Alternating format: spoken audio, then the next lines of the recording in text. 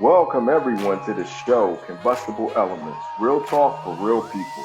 Here we try to put different ideas and perspectives together in a pot, heat it up, and get an explosion of knowledge and understanding. We understand that problems can only be fixed starting from the bottom to the top, building a great foundation for change and improvement. I'm Big Mel, and I'm joined by Ruben, aka the Monarch, and Aaron, the Hitman. So thank you once again for joining us for Combustible Elements. I'm Big Mel. I'm joined by Aaron the Hitman and Ruben the Monarch. So let's get to what the world is talking about. Let's go right into it. The slap, the face pump, the humiliation, the Oscars, the Smith Rock, whatever the hell you want to call it. It was just crazy. So I have a different point of view about a lot of these encounters. You know, um, personally, I think that's black on black crime, but we'll get into that while we talk. So either one of you guys, tell me what you think about that before I go in. Now I'm gonna go in hard. All right, I'll start out. I think it was fake. I think it was planned. That's just my opinion. So I don't know about that black on black crime or whatever you want to call it, but I mean, if it wasn't fake, hey, that's corny because he ain't run up and slapped the boy that was having relations or entanglements with his wife, but he slapped a guy that's making jokes about her hair. But that's all I'm gonna say about that for now. Okay, so just going forward, let's take the onus that it wasn't fake and then it was legit. Just going forward, I understand what your belief is, but just like look at it from perspective that it wasn't fake, just for this show. Okay. Ruben. I mean, I'm gonna agree with Aaron.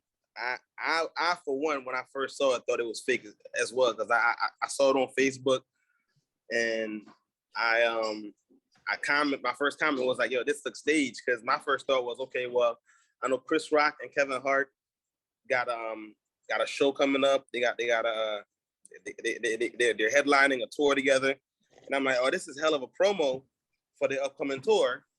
So that this got to be some type of skit. And even with Will Smith being completely out of character on like Denzel from Training Day, at the Oscars, I was just like, this is all just great acting by two actors. These two entertainers doing entertaining things.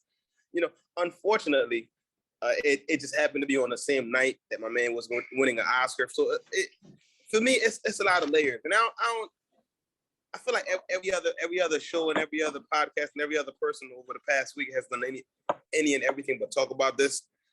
I'll go ahead and speak about it for a bit because I guess that's what our topic is on tonight. But I thought it was fake. I thought it was fake. I felt like it was staged. I felt like it was premeditated. And then someone else even mentioned how both of them increased their income, since that whole incident. At the time, it was like $20K. I'm sure it's going to be some people saying, what's $20,000 to these guys? Blah, blah, blah. Like, $20,000 is still $20,000. Like, I don't care how much money you're making. You know what I mean? That's a hell of a return on investment for, on just about anything. Like, who don't want an extra $20K? I don't care how much money you make. You want an extra $20K.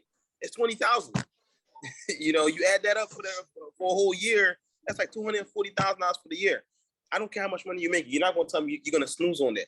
Even if it's not another boat, or even if it's another whatever. Like nobody's going to say, no, I don't want that. No, you could take that away from me. Okay, so once again, we're going to assume that it wasn't staged.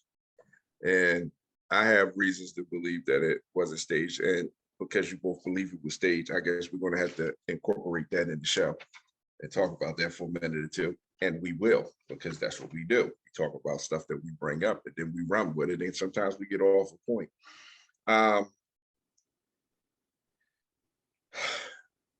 Okay, so we're going to take the onus that it wasn't staged. And when I see it, I felt like it was black on black crime. with a lot of entertainers over the years, we've heard little conflicts backstage, fighting, drug abuse, multiple kids, abuse on a significant other, physical fisticuffs. You could kind of depend on not hearing about all that stuff with Will Smith. And to that entanglement stuff, well, it's pretty much been confirmed that that's how they marriage functioned. They were like in one of those relationships when you dealt with other people and you knew about it, and it was cool. You know, I'm sure they had rules that we didn't know about that was cool with them because they stayed together all that time. And they raised 2 kids together all that time. You can't do that unless you're okay with the situation. Like, you can be in a relationship you don't want to be in, but to be in a relationship where you're not dependent on the other person financially and this and that, usually that doesn't happen. So I'm going to say that that entanglement happened because that's just how they get down. Now, if that works for them, that works for them. But one of the reasons I said it was black on black crime, because a lot of this goes into how we deal with things in the Black community that popped up and our perception of a lot of things. And not just the Black community, but minority communities in the United States of America. So, I mean, the first thing is Will Smith was like one of the guys you could depend on not to act like that. You know what I mean? Not to act like a savage. Like, even when he came from West Philly and he did the Fresh Prince of Bel-Air, like, people in Philly knew that West Philly people didn't act like that. You know what I'm saying? Like, he mainstreamed the character to appeal to all America. And then he took certain roles to get out of that, what do you call it? Typecasting, where they put you on the spot on a certain role. So he took roles to differentiate himself from that kind of view that a lot of people took of him, that West Philly kid, that former rapper. So he worked hard to build his image. He worked hard to mainstream. Now, let's just call it what it is in the Black community. You have people that want to mainstream, and you have people that's just like, yo, all this negative stuff that went on, that shit, keep it in, boom. And I ride with both of them. I'm not gonna say I don't, I ride with both of them. But he was one of those guys that you could depend on to mainstream and put his best face forward, even if it wasn't really what was going on in his life. So how do you feel like that? Do you think we took a nosedive because it was 2 Black men in a setting like it was, and that happened? I mean, it wasn't like the Soul Train Music Awards or the BET Awards. You expect shit like that to happen there. This is like the Oscars. So how do you guys feel about that? Do you feel like we took a step back? I mean, I'm not gonna say we took a step back because of what happened. I think at the end of the day, he's done a lot of amazing roles, like you just mentioned. Films like Ray, he was nominated for. It's been a couple films that he was nominated for. He didn't win. I'm saying Ray. I mean Ali. Ray was Jamie Foxx, and yes, she did win, and he deserved that. But I think what it came down to it was the way the Oscars, I feel like, is set up for African Americans. It's like, if you're gonna win, we're gonna find a way to screw you over as we go ahead and give you this trophy. Case in point, Monique won an Oscar for Precious. What was it, 13 years ago now at this point? They've been blackballed out of the industry ever since. How you win one of the highest, most prestigious awards in film, and all of a sudden you can't get no work? Ain't nobody trying to mess with you. Nobody's done it with you. It's almost like, yeah, you get to have this trophy, but before we give you this trophy, we're gonna go ahead and take your soul, your firstborn child, and whatever else we can get out of it. Halle Berry is another one. Halle Berry won an Oscar, but in order for her to win an Oscar, she basically had to get plowed down in the movie by what's the name? What was the actor's name? In Monsters Ball. They got unedited version of that movie where you could see what was going down.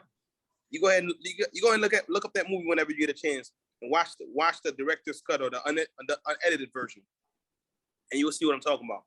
I just feel like every time somebody got to win one of those awards, for whatever reason, they make you pay the ultimate price for it. It's like, if you're gonna get this trophy, we're gonna make sure you Give us a piece of your soul, or give us your whole soul. Okay, I'm gonna comment on that, but I'm gonna let Aaron talk first. I won't say that we took a step back because it's not a we thing, because I'm not an actor. I'm not in the limelight and I don't make millions of dollars. So we didn't do anything. I don't think Will Smith did either, but at the same time, so if we're going on the premise that it was a real actual slap, at the end of the day, you know, actors put themselves in those positions. You know, their life is displayed for everybody to see, everybody to talk about it and things like that. So if you get to the point where you're mentally breaking, where you have to get up on stage to feel like that you have to defend what's left of your marriage or what's left of your wife, you know, that's a position you put yourself in. You need to be mentally strong to put up with those things and go through your marriage and go through cheating or whatever you guys have going on. You know, that's up to him. But again, if it was true that he actually slapped him, it's because he had gotten to the point where, you know, even when he was able to display how he felt in real life about the entanglement, you know, everybody clowned him. So it's like, where is your help at? Where is his help at when he feel like that he needs, you know, his community to help him? And then, you know, you got jokes more about your wife, and I guess you're trying to repair that situation. So then you feel like that you put in a position where you got to get up and defend her in front of all these people, because then if you don't, then you look like a sucker again, and then you got to defend yourself again. And so he didn't take a step back as far as like his career and things like that, but as far as his mentality and the things that's going on with him mentally, he probably going to be one of them ones that end up breaking. And then we're going to be having a whole conversation about possibly, unfortunately, him committing suicide. Hopefully not. But, you know, it's getting to that point where, you know, people that's in the limelight can't even have a real life, because that happens to people in everyday life. You know, people get cheated on, and then people get clowned, and then you get up and fight for the person that's clowning you, not necessarily the person that, you know, your wife or your boyfriend was cheating on you with, but one of your homies that just happened to make a joke, and you can't, you tired of putting up with it. So yeah, that's just my point of view of your question. Okay, so I agree with you that all those months of the stuff, the clowning going on, probably led to him breaking at that moment. We're going to get into who he broke on, because I believe if it was other people, different people, he wouldn't have, nah. But to Ruben's point, before we go into that, to Ruben's point, I don't know enough about Monique and what's been going on, why she was blackballed. I know it was a big thing with Netflix and this and that, and I'm going to do some research on it and talk about it. As far as Halle Berry, I think Monster Ball was her best. I haven't seen the unedited version, but I think that was her best role as an actress. Honestly, I don't think she has too many great roles as an actress. In my opinion, she has good roles, but I didn't think she had so many Oscar-winning roles. But you might be right about that, Ruben. I gotta reassess the situation and look at it, because, you know, we're predicated, we talk, and sometimes people got a different point of view. You can't dismiss it if you don't know about it. So I'm not going to dismiss it. I'm just commenting on it. Now, another reason why I see it black on black, because you have a lot of women in the in less economic developed communities who are saying that's a man standing up for his woman, because we all saw it. Will was laughing at the joke, and then he looked over at her, and then that's when everything, all hell broke loose. So you have people saying that he stood up for his woman. And in a lot of poor communities, our understanding of a relationship is really like fractured, because we feel like we have to be over somebody, because our history was somebody was over us. So we incorporate power into our relationships, when our relationship should be a way of growing and of doing things in partnership. But we try to lord over each other. So I'm like really disgusted when a lot of females say that's a woman just defending a man. And there's a lot of cemeteries full of men that just defended their woman for something insignificant. Like if he wouldn't have looked at her, and don't get me wrong, I think he's weak for reacting that way. But if he would not have looked at her in that moment and then tried to get her approval, he might have handled that different. Hey, Chris, we knew each other for decades. Maybe you wouldn't have, maybe you don't know. Maybe you forgot when you made the joke. It was in the moment.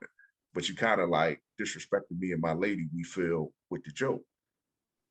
And Chris might have been like, that wasn't my intention. You know, I apologize. Or he might have been like, yo, man, I don't give a fuck. I say what I say. And then he got slid there. I mean, it is what it is. But you have a lot of situations where people were justifying assaulting other people just because that person didn't like their reaction. And mind you, whatever she said to him, whatever her face was, she didn't jump up and say nothing to Chris Rock. She said it to him. And, you know, I'm tired of seeing people get murdered, getting confrontations over this little insignificant stuff that you talk about. So how do you guys feel about this? I'm gonna go ahead and start on this one. Slapping, spitting, and taking somebody's woman on some like, yeah, I'm gonna take this one, like that's not a woman leaving you, but like forcibly taking, you know, someone's woman, like raping somebody's woman. Those, in my opinion, and not just my opinion, those have all, you know, for centuries now, warrant death. Like you slap somebody, that's like you challenge them to a duel, and now y'all got squared off in the middle of the town and shoot it out and see who's the last man standing. Am I right or wrong? And if you were talking about, you know, when people have swords, you know, you come up, you take your glove off, you slap somebody in the face. Now you go duel it out. I've got my sword, you got your sword. We gonna see who the last person standing. Will Smith's out here smacking people and walking around. Now, this is in no way me saying, you know, Chris Rock gotta shoot him, but something gotta, like, he's gotta do something. An apology doesn't, to me, you disrespect me on that level, like, that's emasculating, yo. And you got to watch it for the rest of your life. It's recorded. Like, come on, man. My man got kids. Now imagine if you got a son, you gotta tell him something. Go do X, Y, Z. Do I gotta get Will Smith? What? How's that supposed to work? How? He's got to live with that. Like, and enough hasn't been said about, you know, his composure throughout all this, because I don't know what, if it was fear or if it was just him being a professional, because in that level, at that instant, in that moment, the minute he came up, he saw him, he said, "Hi, Richard," and then he got smacked. Any and all level of professionalism goes out of the window, because you smacked me, bro, on national television. You assaulted me. Anything I do to you from here on out, can't nobody say nothing. This is me defending myself. This is me defending my life. I could have said, I don't know what got into me. The minute it's been a week. He ain't do nothing yet. So now it's kind of like whatever he goes do, it becomes on his end. But at the moment that he got smacked, he was supposed to retaliate. Like, don't let this man walk back to his chair, fix his jacket, none of that. And I love Will Smith. I love the Fresh Prince. I haven't watched the new series yet, Bel Air, but like I'm planning on it. But you can't be walking around here smacking people and everybody talking about some, yeah, everybody forgot he's from Philly. I get that. Okay, he's from Philly. Cool. You can't smack people. Something has to happen. He wouldn't have did that in West Philly. You're not gonna come out. You're not like, you're not about to be coming up stage and smacking people and then walking back. He ain't get drop kicked, nothing. That's insane. Oh, he would have got drop kicked. I'm sorry. He would have got these hands. It would have been a WrestleMania moment, huh? He got drop kicked on the way back to the table. He wouldn't have walked back. I would have drop kicked him before he got back. Great. Aaron. So just to answer the question, that's just how toxic relationships work. You know, the woman look at the man and you got to defend me in the way that I want you to defend me, which is go put your hands on somebody, which is totally uncalled for. And I'm not going to do anything but sit back and watch you reap the repercussions of what happened, because nothing's going to happen to Jada. If anything happens to anybody, it's happening to Will. And it's because, like you said, but you said, you know, you would talk to Chris Rock like, you know, we didn't appreciate the joke. It wasn't a we thing because Will Smith laughed. Jada didn't laugh. Will Smith thought it was fun. It was a harmless joke. All right, she has alopecia. Okay, everybody probably knows she got alopecia because she talked about it. I didn't know that. I mean, I didn't know about it. I'm talking about the community of actors, you know, because they all know each other. I mean, all right, even if you don't know. I'm gonna stop you there just for a second. And I understand what you're saying, but we all are in communities. Like you were in a community with a bunch of fighters. You used to train with a bunch of fighters. Y'all used to go to gym with a bunch of fighters, but you didn't know everything about those fighters. So there's a possibility that he may not have known that. Like he didn't even ask him, did he know that? So he might just be like, you're a working associate, but I don't give a shit about what you do outside there. Right. So, but again, that didn't warrant a slap. And then I understand that we're looking on the premise that the slap was real. But at the same time, if I'm going to go slap somebody, first of all, after I smack you, if you don't fall, I'm going to hit you again because I'm trying to hurt you. Like, and I'm not going to turn my back and walk away from you unless I know that you're really not a threat. And like Ruben said, to the point that you get slapped or somebody swing on you, professionalism goes out the window. Even though you can be in a workplace, if you swing on me, my life right there is threatened. So I have the right to retaliate and defend myself. So the fact that you slap me and I laugh it off because there's cameras watching, that really don't know. Like a lot of people, I guess some people can have the restraint of 1,000 men. Or are they just scared? Scared. Listen, if somebody, I don't care if the biggest dude come slap me. Like, I'm not just gonna sit there and laugh at all. But that's you. That's you. How many times do you see people acting out of fear that they don't do? And at the same time, I see it all the time. I've seen people walk up and just crack somebody. And the person wasn't knocked out, they get up and look at him and keep on walking. Like some people ain't built for that life. I mean, I made a joke that, I mean, if this was when Will Smith was in Ali role, he probably would have went up there and like three-pieced them, because you know when actors get in the frame of mind of portraying a person like Ali, he probably would have still been in the frame of mind to throw a couple combinations instead of just going up there to slap him. But like he literally walked up there and slapped him. Which it wasn't hard, it wasn't fast. Again, a reason why I feel like it was staged, but it was hard. Pause, but it was like it that hard. You see the replay. My man put forth, he put hips. He rolled with the slap. It was like. So you don't think Will Smith big enough to drop Chris Rock with a slap? I mean, no, because it's just a slap. If he was truly just a slap. What, did you ever see the slapping competitions? People get but he ain't slapping. He ain't slapping nobody in the slapping competition. He ain't looking for that sweet spot on the chin, and you know it. It was like a low, and you know it. Like he hit him with a low slap. It wasn't like a high. Like I thought it was gonna be a punch, but he hit him with a. So I know is I would have rather he got. If you're gonna do that to me, you gotta punch me. Because if you slap me, that's the ultimate level of disrespect. Like if you would have punched him, you could have been like, you know what? Whatever happens, happens. You slapped him. Like he didn't just he wanted to embarrass him.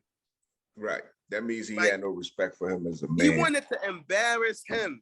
And again, I'm not gonna make light of the fact that you know she has alopecia, because you know as somebody who's in the hair industry, I understand how important it is, you know, for people to have hair. I understand what people's crowns mean to them, and I understand the level of connection, especially women have with their crown, and how that affects them mentally, physically, and even spiritually.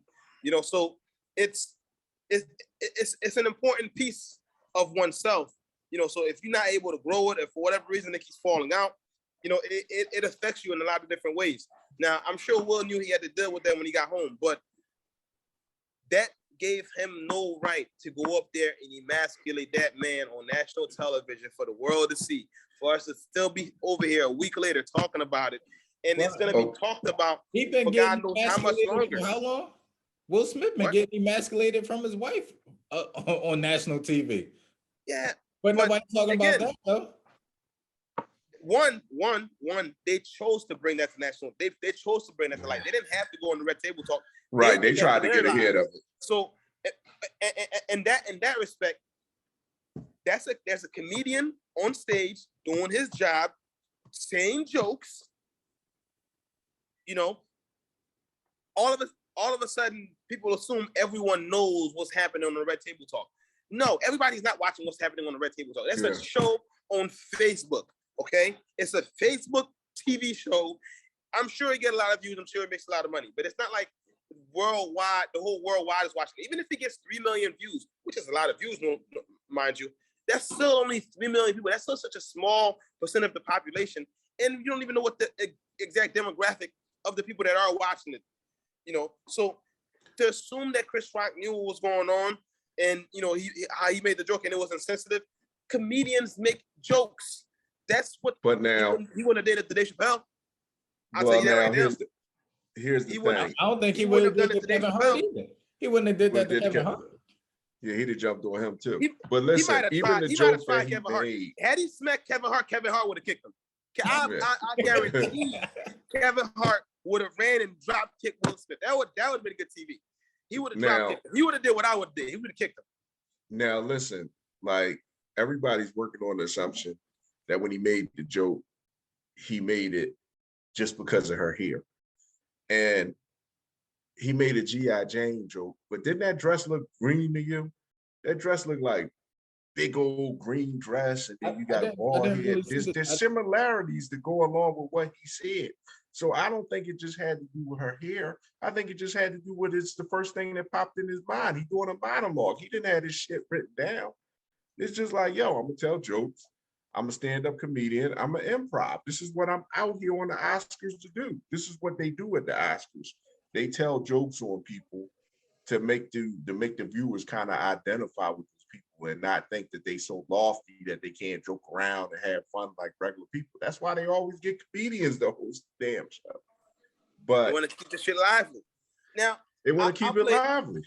I'll play devil's advocate on my own topic in the sense of, in the past, Chris Rock has attacked the Smith family. I think that's for like 2016 when they boycotted the Oscars or whatever, and you know he had made a joke about Jada boycotting the Oscars. It's like him boycotting Rihanna's panties. He's not invited. He wasn't invited. So there's been a history of him. Well, I guess that's a history. It's not like it's a continuous thing, but that's a occurrence. I understand what you're saying. That's a occurrence. Right. And that's just a fucking joke too. They boycotted it. And let's face it, like she's only coming because he's coming.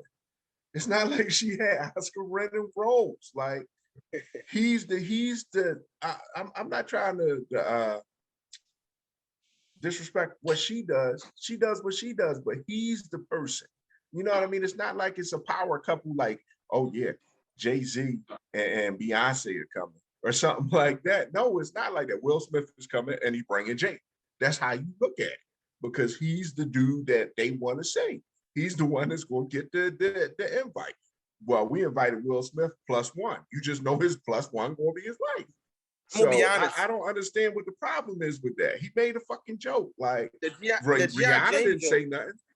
The G.I. Jane joke was actually used by D.L. Hughley like a week prior. I heard that joke. When I heard the G.I. Jane joke, I knew it was being recycled because a week prior, D.L. Hughley was talking on Vlad TV.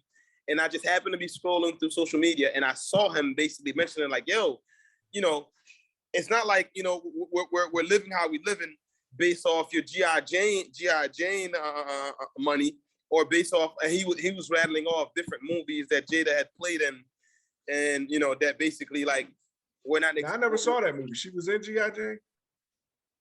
I don't know. Okay. Now she was in it. That make it even worse. Now that we're because not for her, not for her, but I thought it was Demi something that played in there. Was it Demi Moore? Who am I thinking of? No, it's not Demi Moore. Whoever it wasn't her. She wasn't in there. I was getting ready to say, was she a part of the cast somewhere? And I just didn't notice. Maybe I didn't watch the she movie was. Anyway, She's but played I in mean, a lot of movies, just maybe not as a main character. I mean, she was in The Matrix. You know, she's been in quite a few movies. I'm not saying she ain't been in. I like the Tales from the Crypt movie she was in. I'm just saying. Jason's Lyric? Yep, but I'm just saying the person that you invite to the Oscars in 2016 was Will Smith and his plus one, which was her. That's all I'm saying. Like, and his joke, like, I would think that Rihanna would have been more offended with the joke than she would have been offended with the joke, but they just probably went back to that so they could have reason to justify that slap. But I mean, nothing justifies a slap. I'm sorry. I agree with you. I agree with you, but let's get to the portion of the show where we ask the question, who's to blame? And I'm gonna start first. Who's to blame for the whole scenario for the slap to the aftermath for the night? Because after the slap, there's a lot of things that didn't happen that should have happened. Okay. So I'm gonna blame the Oscars for my part, the committee that handles the Oscars. Because first of all, I personally believe Chris Rock should sue. Not only was he assaulted, and for the rest of America that work a regular job, your work environment is supposed to provide a safe environment. So he got assaulted by a man and had to sit down there and continue working while that man sat 10 feet away from him, the same distance that he walked up and slapped him in the first place. Not only that, the Oscars asked him to leave, and Smith said he wasn't going. At that point, the Oscars should have said, you are going, because we had a police here, and you're going to go.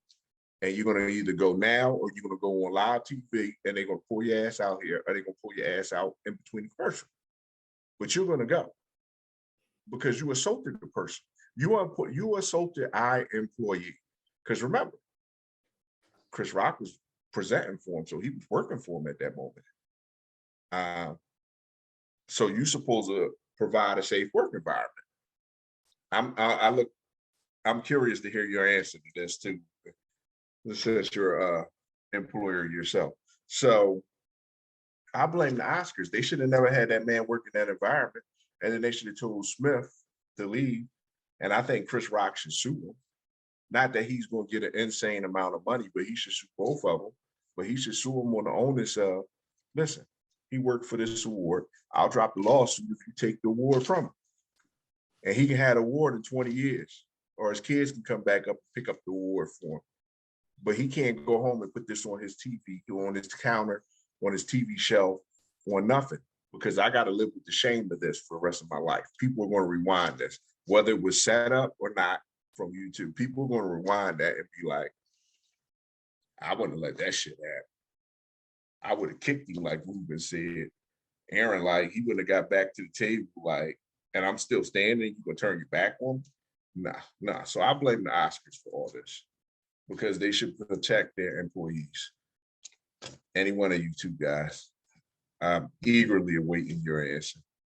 Who do you blame for the aftermath for all this? I blame for the aftermath and the pre-math and the post-math. It was Jada's fault because she's toxic and she destroyed that man's masculinity and provoked him and made him get up and do something that he wouldn't normally have done. I mean, he's a comedian as well, so comedians make jokes. All right, my wife is offended. She'll get over it. We just won an Oscar. We get ready to make a whole lot more money. I mean, you got alopecia. That's something that we have to figure out and try to control. But at the end of the day, I blame them toxic behind women that emasculate men and make them step outside of who they really are and do things that they really shouldn't do. Okay, Ruben. That's a form of protection and it's not. So who I blame? Can I blame more than one person? You can blame who you want. You just got 2 minutes to do it. I'm gonna blame. I'm gonna start off with what Mel said. I agree with Mel. I blame the Oscars. I think at the end of the day, You know, when you set this type of precedent by not doing anything to one of your employees being assaulted on national television, that basically sets a very low bar now for whatever happens next. And you know, who's to say what next comedian goes on stage and says something, and you know what person feels that they're offended, and how they're gonna react to it now. It's a terrible slope. It's an extremely low level of care, you know, awarded to the people that are supposed to be there to entertain and provide a level of, you know, what's the word I'm looking for? Excitement and just taking you away from your reality. Like that level of trauma that was imposed on Chris Rock was unwarranted, regardless of what was said. Because at the end of the day, you know, there's a saying that says hurt people, and because Jada was hurt, she hurt Will. And because Will was hurt, he hurt Chris. And it's very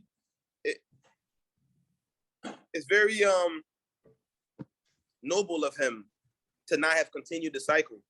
But unfortunately, something's gonna have to be done, you know, in order to make sure that Will does face some type of consequence for this, and B, you know, this type of behavior, this type of situation and scenario never happens again. Okay. So before I end the show, I am going to say this. When you have a debilitating condition, you just got to fucking live with it, yo. You know, I got cancer, and at any time I know I can break down. Does that mean life stops? Does that mean that, you know, everything that somebody says is under a microscope? I hear people say stuff about cancer every day, and they have no idea that I have. So when people sit down there and say, oh, well, he said this and this and that, like, why don't you try living with a debilitating condition before you assume that everything is so bad? You know what I mean? Or every word is going to hang in your mouth and make you feel like that. You're trying to live. So I think they are living pretty well. I'm sure it is hurtful because you are not 100% and we are our worst critics. But you know something? We all got to live with something. And some things are worse than others. I would love to have alopecia instead of pancreatic cancer. I'm just going to put that out there. So I want to thank everybody for joining us for Combustible Elements. I'm joined by Ruben the Monarch, Aaron the Hitman. I'm Big Mel. We out here on social media. We out here on Facebook, YouTube, Instagram. Like and subscribe. We're looking for more guests. Thank you for joining us. Peace out, everybody. We'll talk again.